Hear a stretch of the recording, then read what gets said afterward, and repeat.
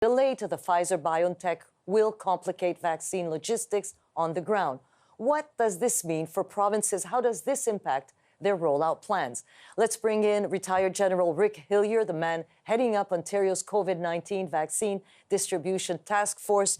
General Hillier, welcome to Power Play. Nice to see you. Explain to us, how does this delay affect your strategy on the ground?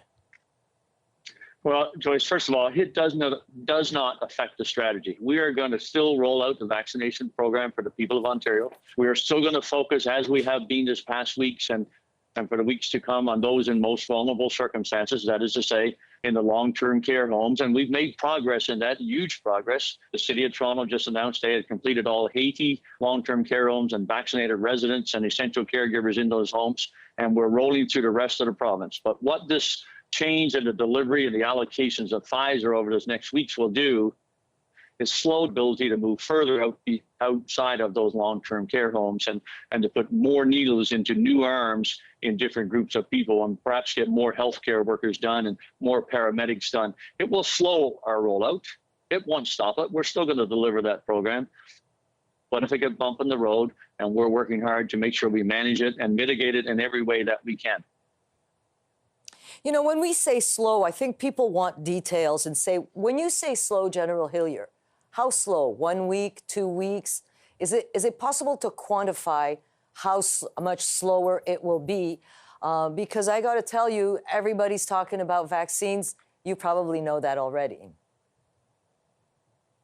Of course, talking about vaccines all the time to our team and how can we do it better, faster, more efficiently, more fairly, and get it throughout the province of Ontario. We're looking at between now and the end of the first 4 weeks of that time out of the 6 weeks, we're looking at a reduction in at least 50% in the amount of Pfizer coming to the province of Ontario, perhaps even slightly.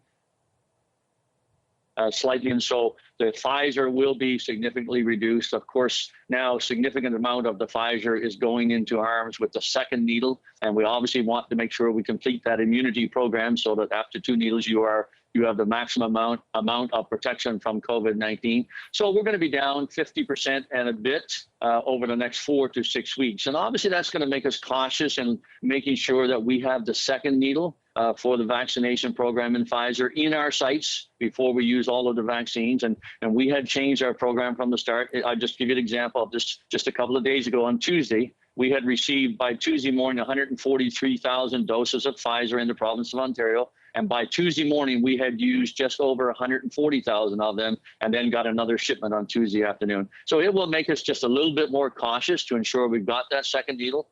With our Moderna, we will continue to roll out across the rest of Ontario now into those 626 long-term care homes and high-risk retirement homes and vaccinate the residents and the staff that work there, those essential care as we possibly can. That part of the program should not slow. We aim to finish in February, and we'll focus our vaccines and make sure we can do that because that is the most vulnerable group. So we'll continue, but getting into the new populations is what will be slower as a consequence of that reduction in Pfizer coming into the province. Well, that was my question, General. Obviously, clearly, most vulnerable people should be vaccinated first. I don't think there is any debate about that. But obviously, those people, the majority of Canadians who are in the general population are wondering then, what does this mean for me?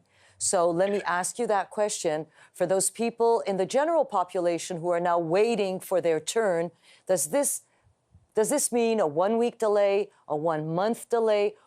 I don't know if you can even quantify that or explain that to people.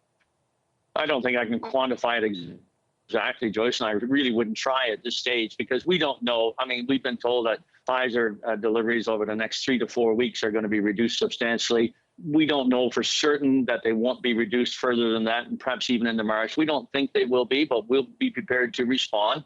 But, the people in the general population, those not in the vulnerable circumstance, care workers, or over the age of 80 or disproportionately affected.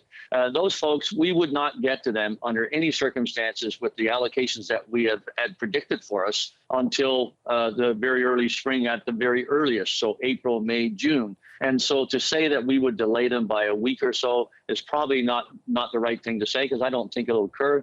If Pfizer can do what they say they're going to do, and that's what is causing this delay, is ramping up their production from 1.2 billion for the year to 2 billion, then with a little bit of luck, they'll produce the vaccines for us in larger numbers in March, April, May.